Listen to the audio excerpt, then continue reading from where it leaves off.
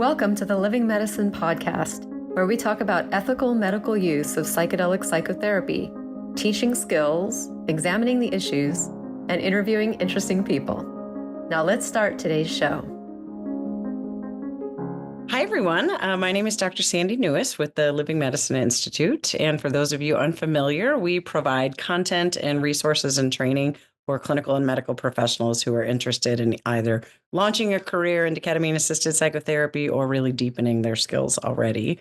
And we are broadly interested in the psychedelic space. And this podcast is really focused on interviewing interesting people within that space who are kind of roughly doing therapeutic work in various contexts. And I am deeply honored today to have Dr. Keith Heinzerling. I've been practicing your name. Did I say it right? Perfect.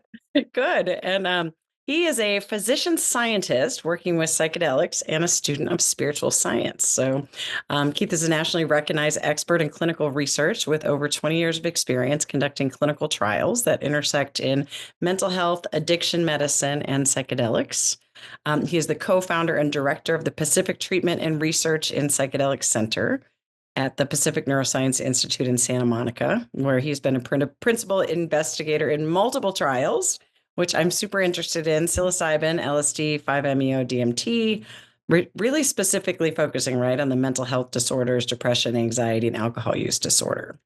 And where we connected initially, because this is a shared interest of mine and ours at LMI, is that Keith is also co-founder of Rewild Medicine, which is aimed at exploring how psychedelics can increase connection to nature, and more recently, Skyfire, which hosts spiritual activation retreats. So thank you so much, Keith, for being here on the podcast. I really appreciate it. My pleasure. Anything that we missed in the bio there? Nope. It's beautiful. Thank you. Good. Well, thank you again. I just want to share, with the audience, who are mostly clinical and medical professionals interested in this field, that, we seem to really connect on. There's a lot of intersection between nature connection, spirituality, psychotherapy, psychedelics. And so, that's one of the reasons I'm really excited to be talking to you, just really about that intersection. So Agreed. Yeah, I just wanted to start with, how did you end up here? How did you end up at this moment in time where you're directing this big center and running retreats and focusing on these intersections? What brought you here? It's been an evolution. And I was just trucking along, working in academic medicine, and very happy. Like in the spiritual sector, you encounter a lot of people who have undergone some sort of transformation, or perhaps they might call it an awakening or an epiphany. And they'll tell you that, it was preceded by a period where they were feeling lost or, frustrated or depressed, like they didn't have any meaning. And I really didn't, it's just the truth. I didn't feel that way. I was working at UCLA, having a great time in an incredible environment at an amazing university with really incredible mentors teaching me to do research, and then eventually me mentoring other people and getting grants and writing papers and designing programs. But I got to a point where I had a thought that the track that we were on, doing clinical trials of medications for addiction, and we did a lot of work with pretty much alcohol use disorder, nicotine, smoking cessation, all the addictions, opioids, stimulants, a little bit of cannabis, but particularly methamphetamine use disorder, since it's a big problem. We were testing medications like off-the-shelf medications like antidepressants, pretty much anything we could get our hands on, using a randomized double-blind placebo-controlled trial where there was a fake pill and a real pill, and then patients also would get some psychotherapy attached to it. And it seemed like, we had done, I don't know how many studies I was a part of. I, ran like 4 or 5 myself and was part of many more. And it didn't seem like we were going to get to the finish line. I felt like I knew how to get grants. I knew how to do studies. I knew how to write papers. That was great for getting me promoted in academics. But I thought that we needed a paradigm shift, that the approach we were taking was going to just keep going like this and people are dying of overdoses and whatnot. So I thought, well, what would be a paradigm shift? And I'd always been interested in psychedelics, and psychedelics, I thought that could be a paradigm shift. So I started to try to figure out, well, how could I work with psychedelics? Uh-huh. Nice. And is that because you felt as though that has the potential? I mean, what I heard there was that that your belief that it has the potential to be not only a paradigm shift, but honestly, I think I heard you say this before, that you were just looking at really small effect sizes and you wanted a bigger effect, right? Yeah. You thought that Yeah. psychedelic could be one of those tools. Yes, for sure. And I think also that, I always went out of my way to, even though I love research and I was very involved in research, I always went out of my way, and several of my mentors also were very intentional about this, that we did not stop seeing patients. We stayed a doctor or a psychologist or a therapist or whatever.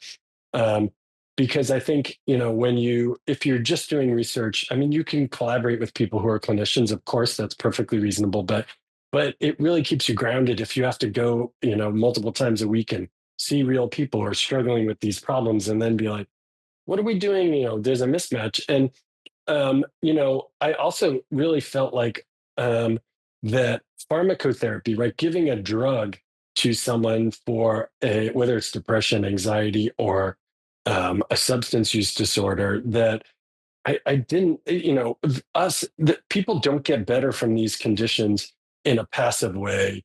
In my practice, we were always trying to figure out how to engage and motivate people and get them working, to get themselves better, really to believe that they could get better. And then in the studies, you're actually trying to not do that. You're like, we don't want expectation. We don't want the placebo effect. And you're trying to really just like sterilize and isolate the medication effect, which is necessary for a placebo-controlled trial where you want to isolate the medication effect and see how does bupropion perform compared to a blank placebo. But I didn't think that was really how people got better with particularly addictions. And psychedelics, we often talk about psychedelics as non-specific amplifier, that they seem to potentially, they may work for a variety of almost every condition that's being tested for. It seems like it does something, right? So it's not specific to depression or alcohol use disorder. I think because it works on some very fundamental and core aspects of who we are as humans, as opposed to being something like an antidepressant that makes you feel less sad, or a medication that makes you feel less cravings for alcohol, right? It reduces symptoms, and that could be helpful. If you feel better, you can then maybe work with a therapist or another modality to help change the core underlying issues. But a lot of times I think people have relapses because there's not any way for them to get at those core issues. And psychedelics seem to just inherently go more towards the core aspect of who you are. And that seemed more of an appealing approach, and more of an approach that would have, a sustainable and durable effect. Mm. And this is probably a separate conversation, but just, you mentioned like expectancy effects and placebo effect. And like I was trained as a psychotherapy outcome researcher, and, expectancy effects and, setting expectations overall is part of psychotherapy outcome research. Like Yeah. it's not only like something to be removed, it's actually something to be built on, because there's an awareness of the fact that it's just inherent. Like somebody Yeah. goes to therapy and they have an expectation that it's going to be helpful. So when we get in a Yeah. research paradigm where we're trying to remove that from the equation, like in the Yeah. MDMA research, like as if that's bad, like at that Yeah. point, we've kind of trying to, parcel out that human piece of the whole equation. Yeah, and one of the lessons that I think has been most impactful that I have learned from working with psychedelics is that, in the modern world, and it was probably like this before, but two things can be completely in conflict and just coexist right there in front of you. And they both have to live in this universe. They're both there, like, hey, saying, hey, I'm legit. I'm here. I'm for real. And they're like, I'm for real too. And you're like, but you guys don't fit together. How do I live with these two opposing things are both, they're both completely true, So I think it's both true that, you know, um, that the framework for pharmacotherapy trials, a placebo-controlled trial, most of the approaches that are done for trials that are for registration with the FDA to test the safety and efficacy for FDA approval. And by the way, the FDA will tell you this. They've been saying it over and over. They're like, we're not equipped to deal with psychedelics. We're not equipped. And, I don't know. We could, like you said, we could talk for hours, but I think that within the confines of the government and the FDA, many folks at the FDA have been really like proactive and very open-minded, and really tried to like bend the system as much as possible to accommodate. And then while at the same time saying, tell us how to change this, but change takes a long time with regulations. So, right, they probably need a whole, division of that addresses this stuff in the FDA. Because you're right, like at one minute in the study, you're trying to like be completely cold and clinical and just sterile and no expectation, be very objective. And then, you're doing ketamine assisted psychotherapy with a patient, and you're essentially leveraging their beliefs and using it as part of the therapy and part of the experience. You're setting an intention and then trying to help them enhance that intention through the experience. So it's just like completely one hat off and the other hat on. And but the FDA process is at the moment necessary for us to get potentially these medicines approved, and then the legal status changed so that we could then probably go and use them in the direct opposite way, and then do more research. And so it's not really a game, but you have to be realistic and strategic if you want to.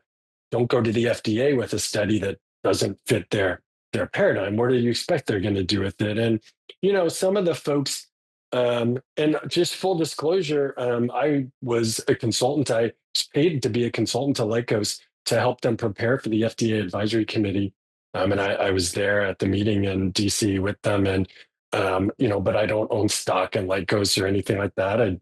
I believed that particularly the late research was done by, I know the people. I had faith in the research, and there were problems that came up, of course, and all of that's been discussed. But during that process, several times we said, normally you're bringing a medication to the FDA for evaluation, and what Lycos was bringing and MAPS was essentially like a whole new branch of medicine, psychedelic medicine. You weren't evaluating the medicine MDMA.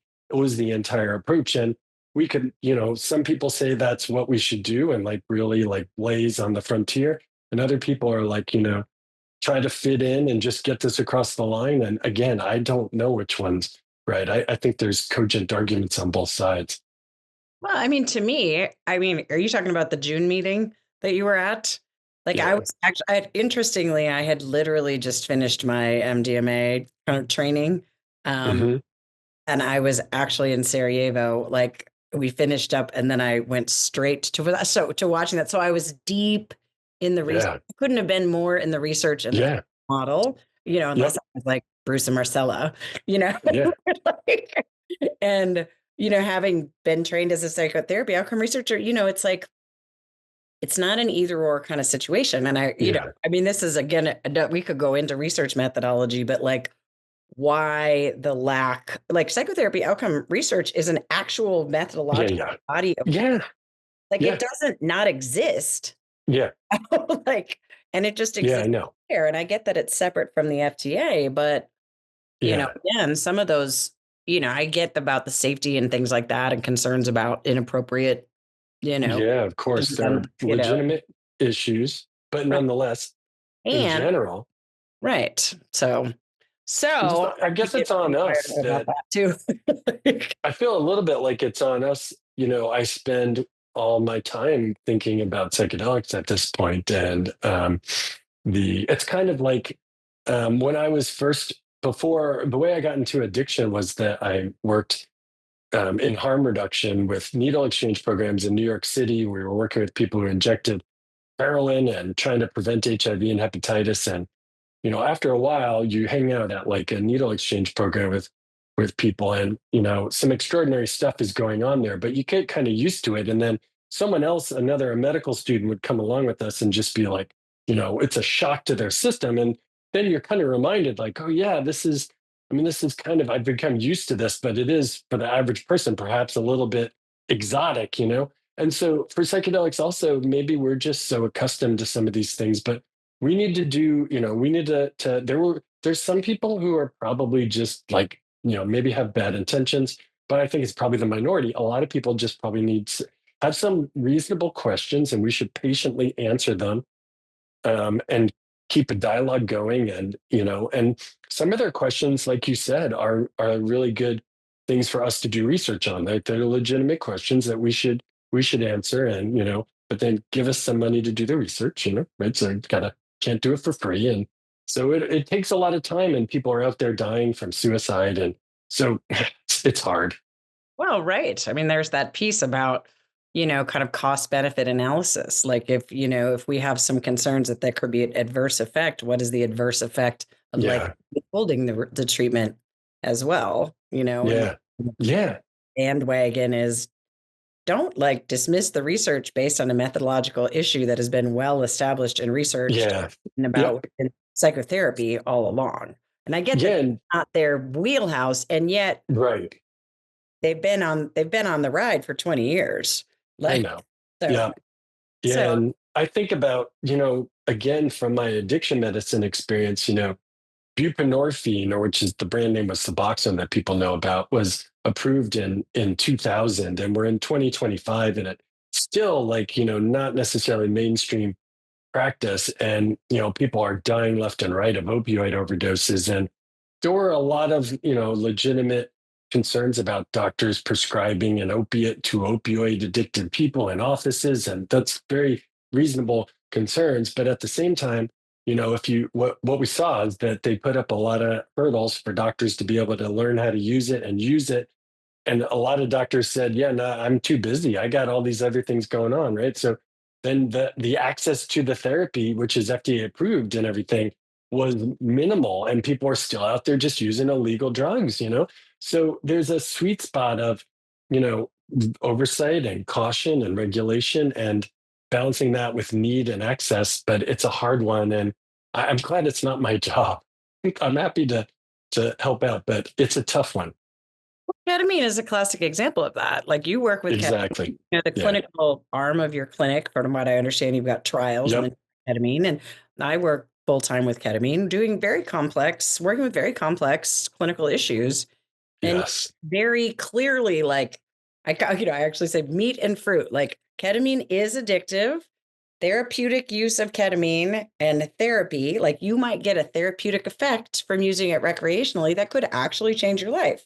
But Yeah. that is not psychotherapy, and Yeah. don't use it very often, like because Yeah. it's addictive and there are adverse effects, right? So, Yes. I mean, like don't shut down my profession because y'all are going to overuse it because that's not the Yeah. same as what I'm doing. Yes. And I'm wondering if you Yeah. And I that. mean, honestly, it's hard because you see already that, and outside of like highly publicized cases with ketamine of like famous people, um, the increased access, increased awareness, there are people who just will be like, oh, I heard about that. I'm going to go try it. Like that's I mean, you that's how know, it's been. and some of those people in the past like got us to the moon, or like Right. discovered penicillin, right? I mean, that impulse can be really helpful for humanity and the planet, curiosity, but it can also be like, oh, I'm going to just try this drug, or jump off this cliff. So um but you're absolutely right. I mean, I think I said to you before,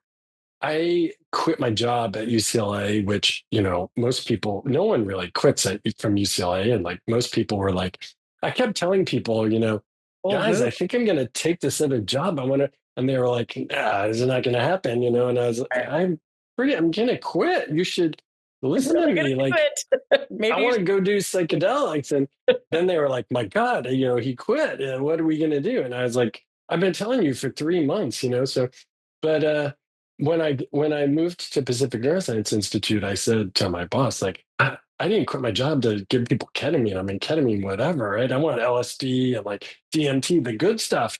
And thankfully, we've had an opportunity to work with a variety of the psychedelics. But I also came to realize quite quickly that, it takes like a year to get a study approved. There's so much paperwork and approvals.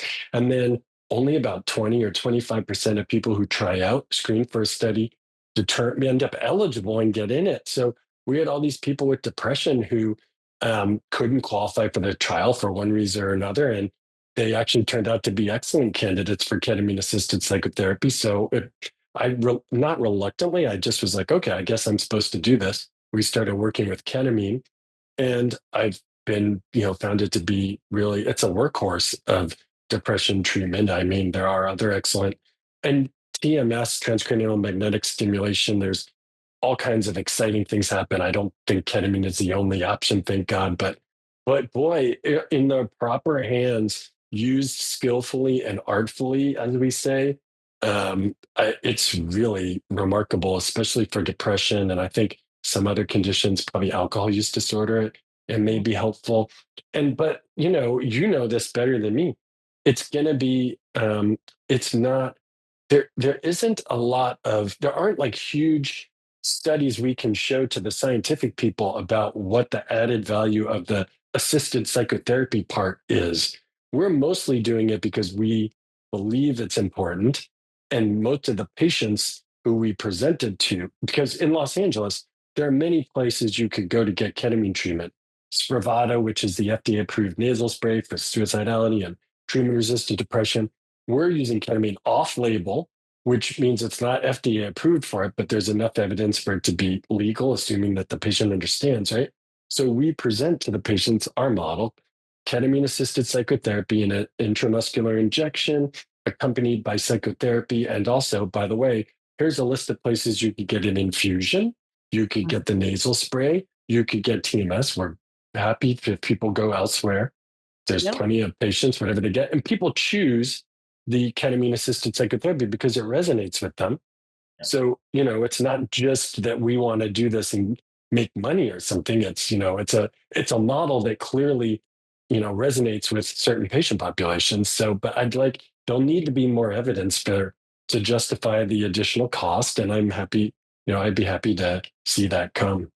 Yeah. Well, it's interesting that it doesn't exist. It seems like it's because exists largely in the private sector, and private sector people are not motivated to do research because it's an added without a clear added benefit that's immediate. Yeah.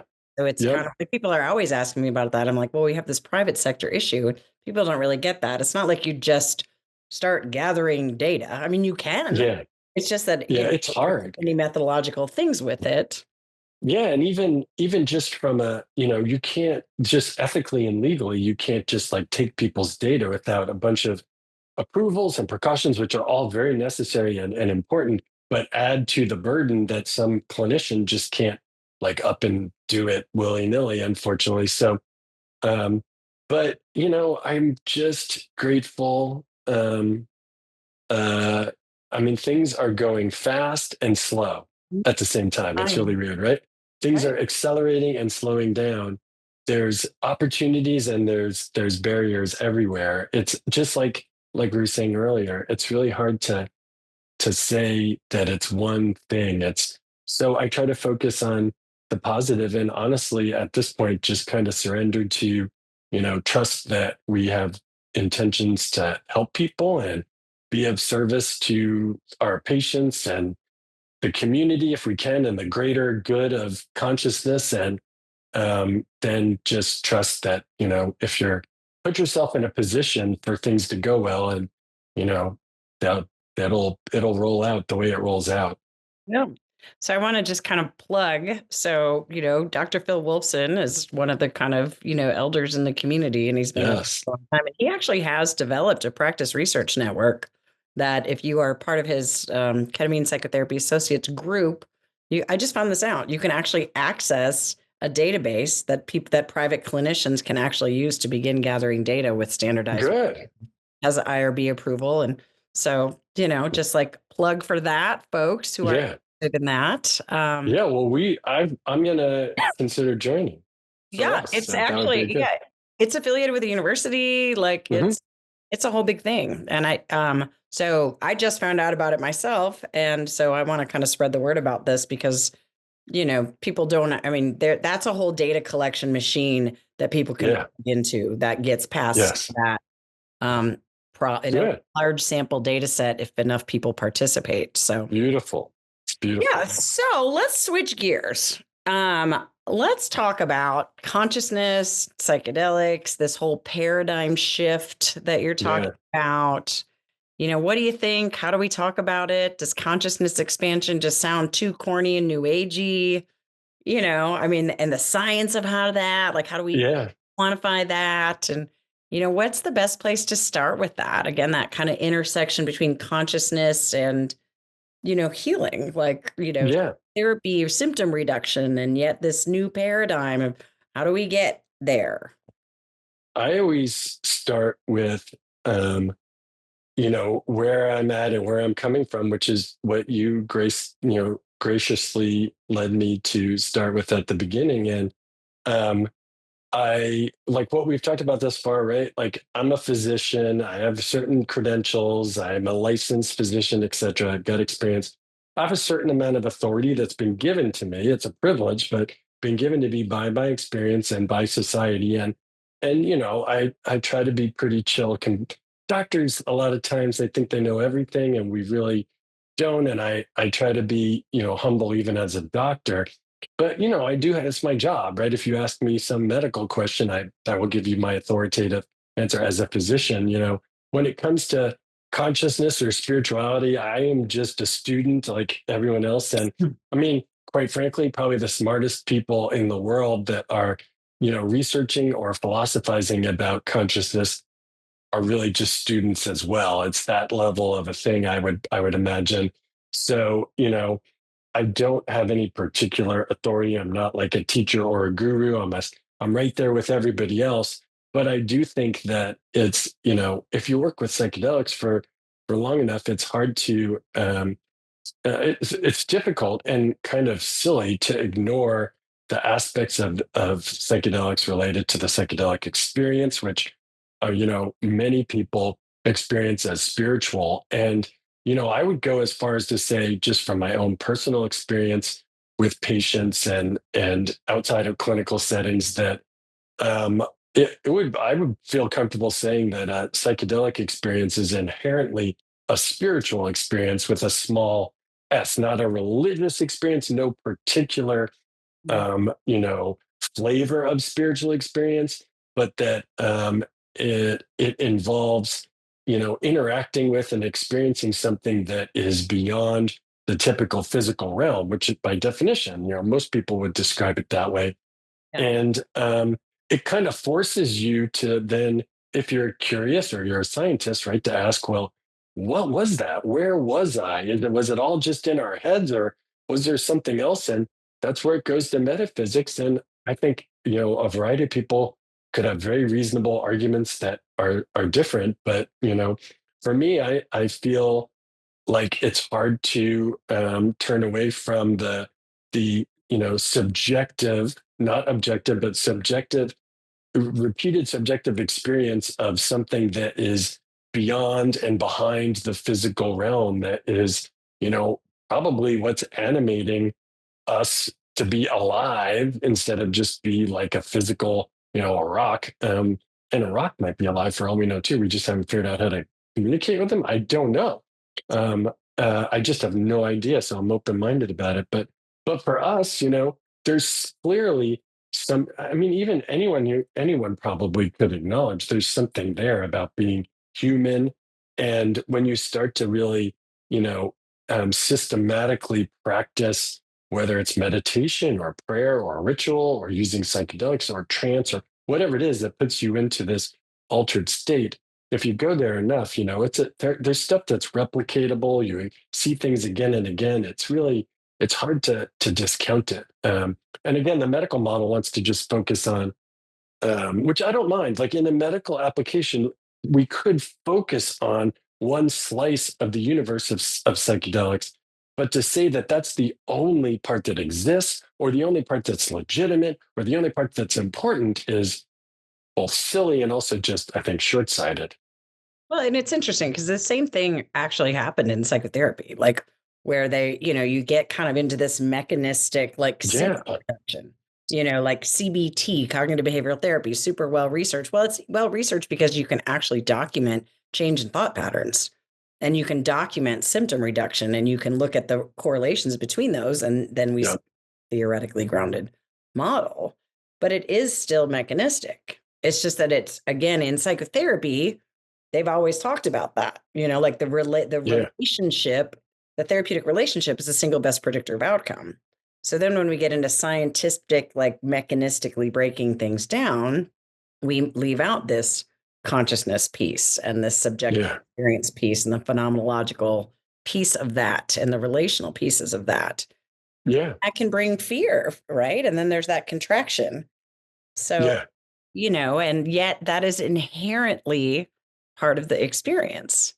Yeah. And we also have symptom reduction. So Yeah. we just kind of stick to that as an entry point. Yeah. And many people have said, this is not my observation, but it resonates with me that, modern science is based on measurement, objective measurement. And to measure, you need some sort of, tool to measure, a machine or a sensor or a questionnaire or whatever it may be. Um, but the mistake that we make is thinking that if we can't measure it, it doesn't exist. That the universe of real things is circumscribed by what we can measure with technology in 2025. Which, if you think about it, right, like in 2000 or 1970 or 1940, right, like things didn't exist because right we can measure so many more things now with greater technology. Those things didn't exist before. That doesn't really make sense, right? So there's an overemphasis, or there's a strong bias towards objective measurement in the modern scientific um, mind and psyche, which discounts the subjective experience. And I am 100. I love science. I love science, and I think science has got so much to offer for us. I do not want to go back to ancient ways. I mean, I think looking to the past and learning from the wisdom of the past makes total sense, and also like respecting the past more, and citing and attributing and giving thanks and honor to the people from the past who who figured these things out, of course. But I don't want to go back to ancient ways, but bringing those intuitive or more subjective ways of interacting with reality to a separate standing so that they can work together to help us address the complicated problems we're facing, like climate and resources and artificial. I mean, you could just artificial intelligence. We just go on and on. There's going to be so many of them, and science alone is not going to get us, find us a peaceful existence. I mean, and if symptom reduction alone it was going to work, like, people have been trying to figure that out forever because, what I see in my work is that the more that I open up with clients kind of to possibility and curiosity and really actually even kind of growing the good, being able to kind of tolerate well-being in the face of the fact that life is stressful, Yeah, and how do we find our center within that, which doesn't really fit into the psychotherapy paradigm. It fits more into Buddhism and mindfulness based yeah, consciousness exploration. But yeah, and why does it yes, have to be either or is really kind of a piece. yeah, One of the things I really respect yeah. about what you're saying. Yes, we can be a scientist and a student of spirituality and consciousness. And what is wrong with merging those? Like, As and be long as we're a careful. science and still be a student.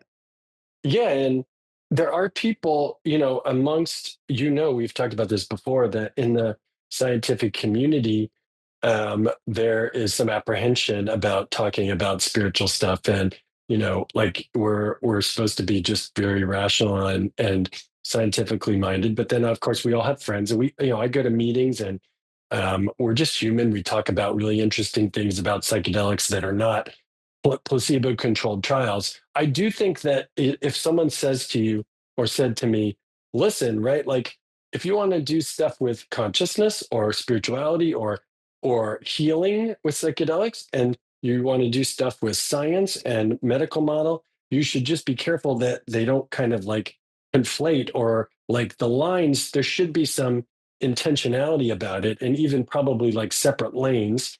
And I'm very, very careful that, when we're doing science, that we approach it appropriately as science. We're not going to, inject or interject spirituality into a scientific study.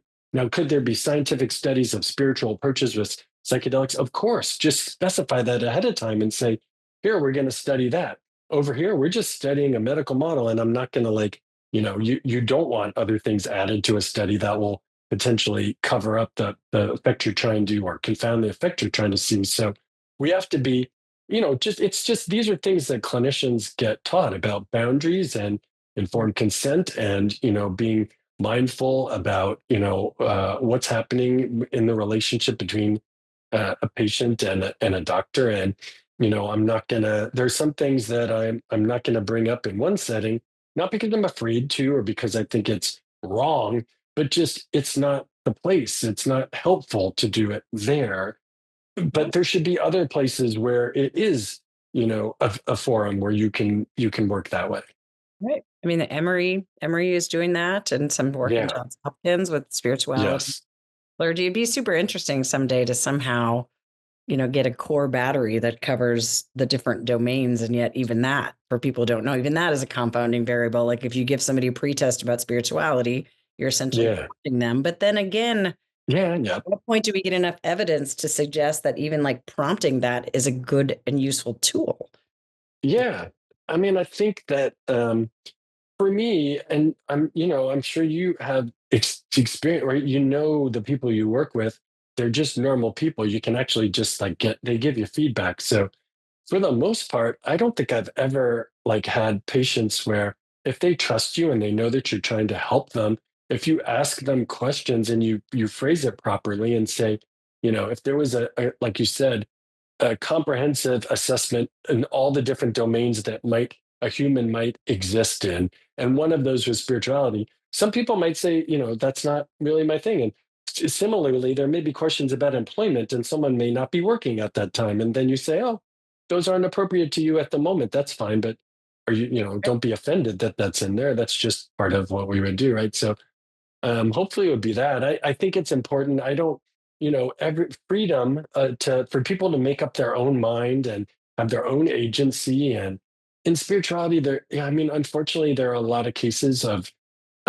things going awry, or personalities and egos, or even cults, happening. So I think if anyone who wants to talk, or go beyond their own personal spiritual practices to talking with other people about it, you really have to, again, right, I'm just a student. I have no special knowledge or power at all. And to the extent that I know anything, I'm just offering it humbly as best I can.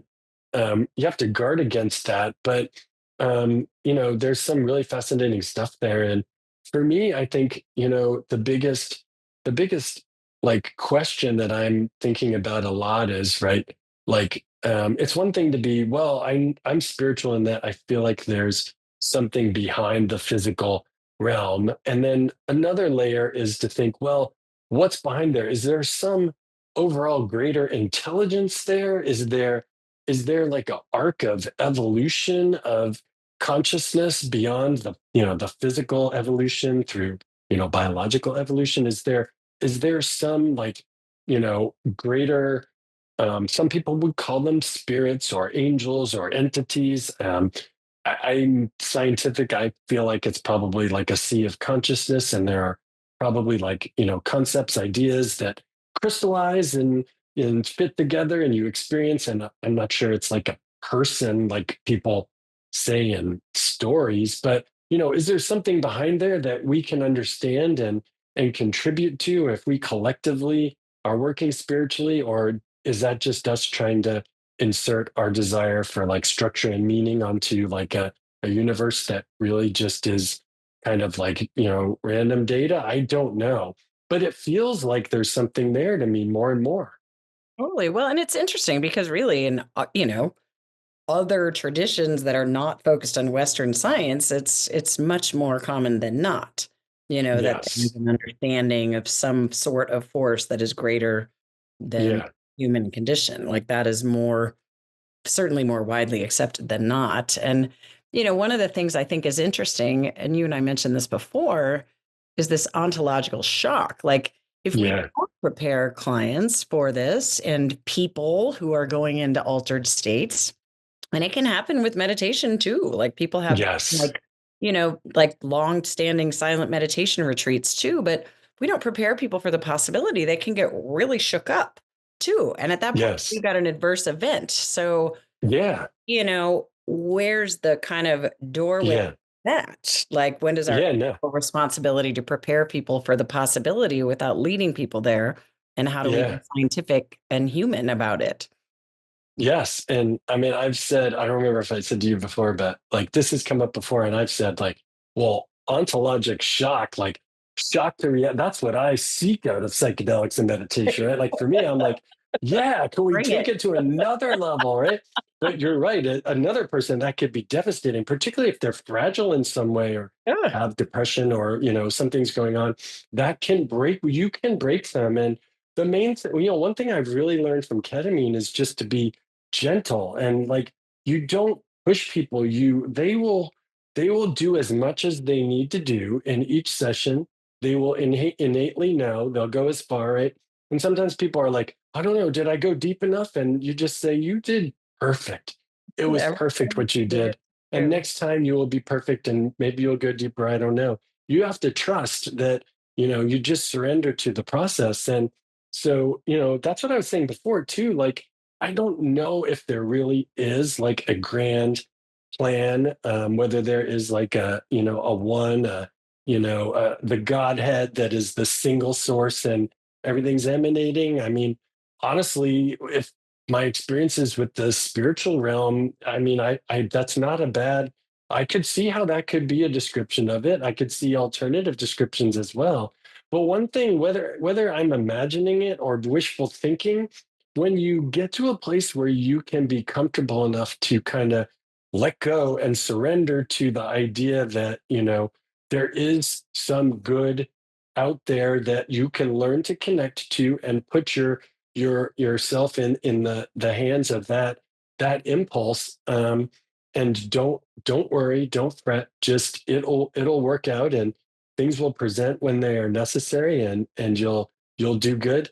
It can really help with well-being and stability and make your life better and help you to be in a position to really be of maximal service. We're all here for a certain amount of time. Maybe there's reincarnation and we come back, but it's still not this version of us.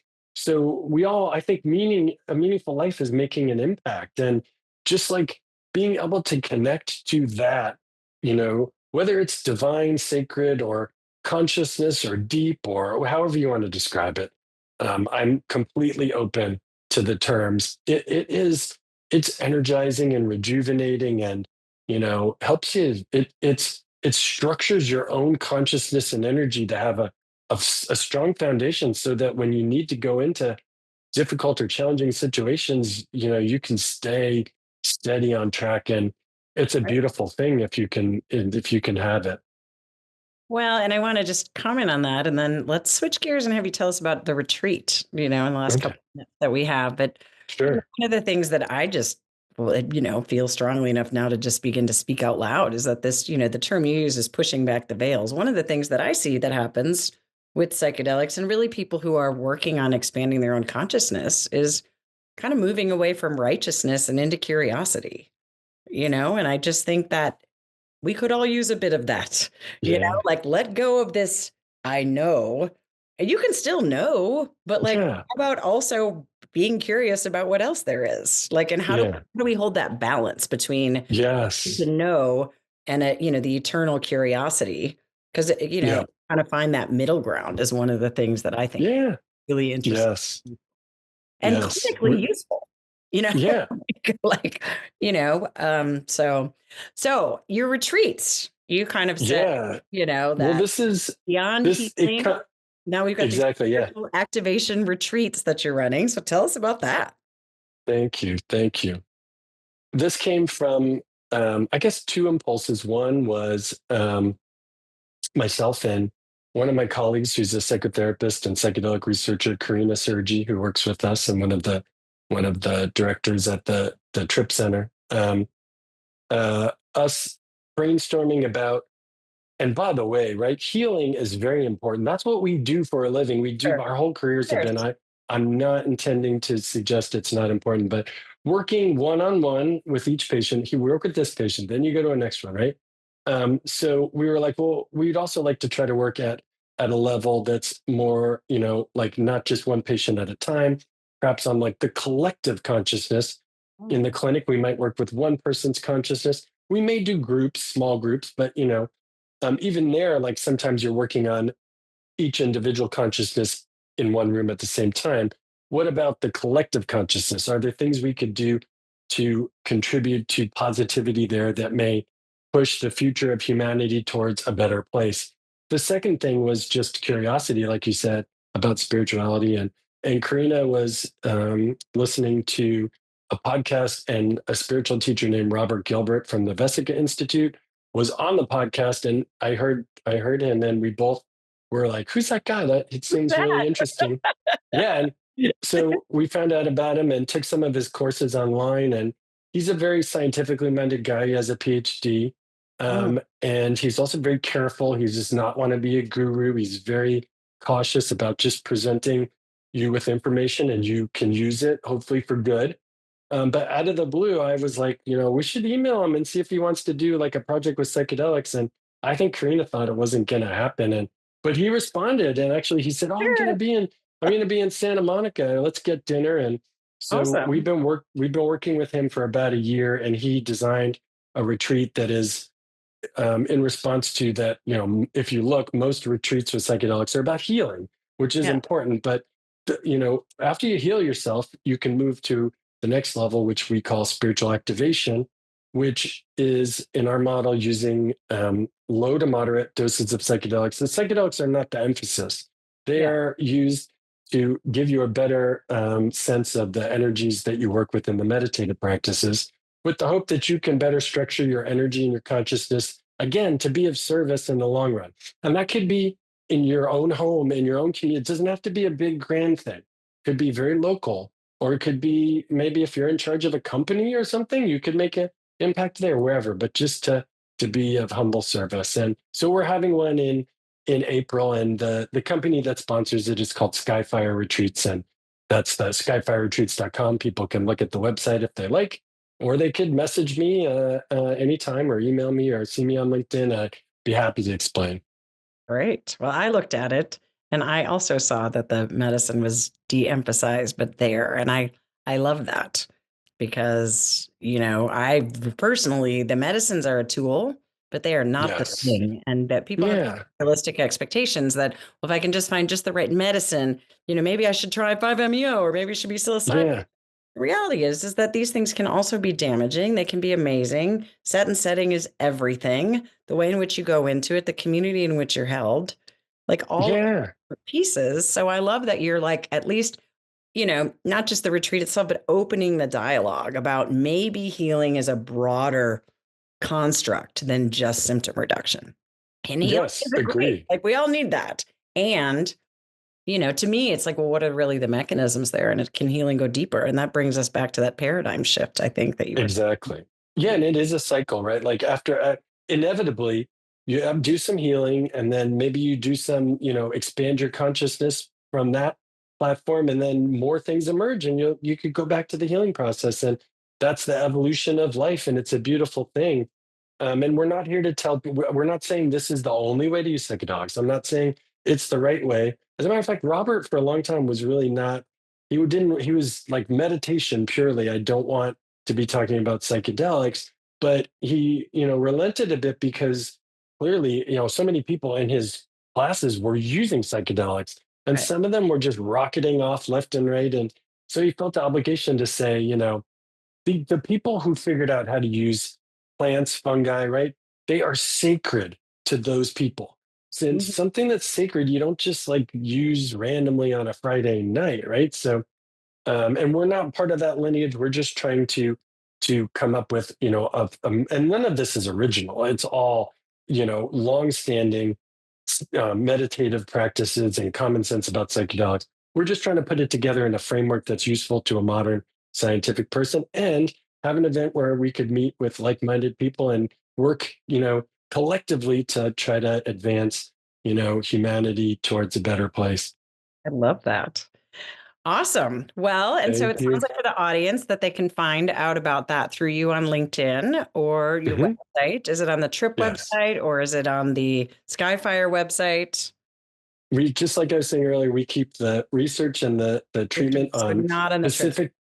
pacifictrip.org. That's my job, Okay. where I'm a doctor. And then the spiritual retreats and other activities are on skyfireretreats.com.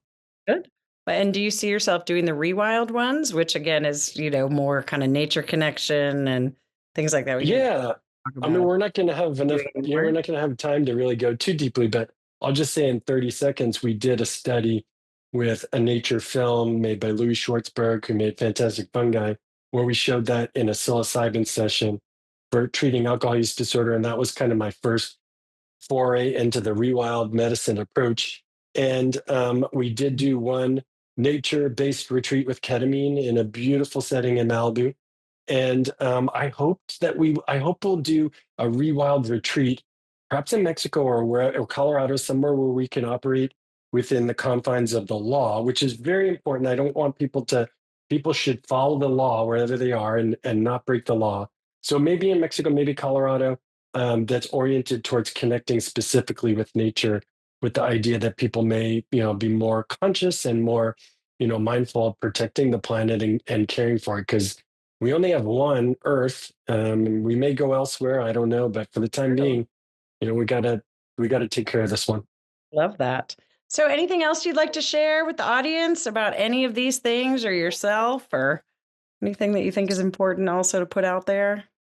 Well, I just want to first thank you for your energy and your commitment to doing this, and for, bringing knowledge and wisdom and education to people consistently, like you have been doing and you're continuing to do. It's just we're very grateful, and I'm honored to be here today.